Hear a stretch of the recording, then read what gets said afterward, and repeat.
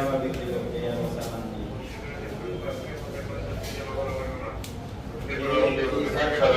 দিয়ে আবার একটু অল্প দিনে জামিন দিবে না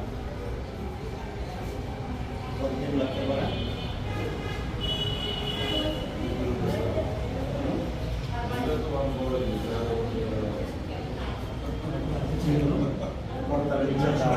মুরব্বী এদিকে এদিকে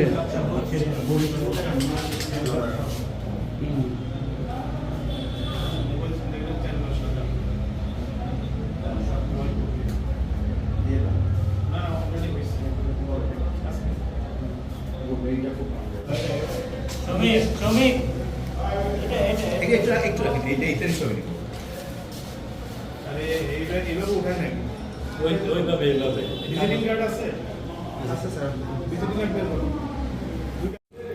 তো আজকে মোহাম্মদপুর থানার একটা চৌকস টিম মোহাম্মদপুর থানাধীন হায়দার বাবার মাজার এলাকা থেকে সন্দেহভাজন একটা ব্যক্তিকে চেকিং করার সময় তার কাছ থেকে প্রায় ৬,০০০ পিস ইয়াবা সহ গ্রেপ্তার করা হয়েছে এবং যিনি এই ইয়াবা অর্থাৎ আনা নেওয়ার কাজে জড়িত ছিলেন তার নাম হচ্ছে জাহাঙ্গীর, তার বয়স প্রায় 65 ঊর্ধ্ব। তো ইতিমধ্যে আমরা তাকে নিয়ে এসে জিজ্ঞাসাবাদ করলে সে জানায় যে শরীয়তপুরে জাজিরা নামক স্থান থেকে রাসেল নামে একজন ব্যক্তি তাকে এই মাদকটা দিয়েছে মোহাম্মদপুরে পৌঁছিয়ে দেওয়ার জন্য এবং এটা সে নিয়মিত করে থাকে। এর আগেও সে প্রায় ৬ থেকে ৭ বার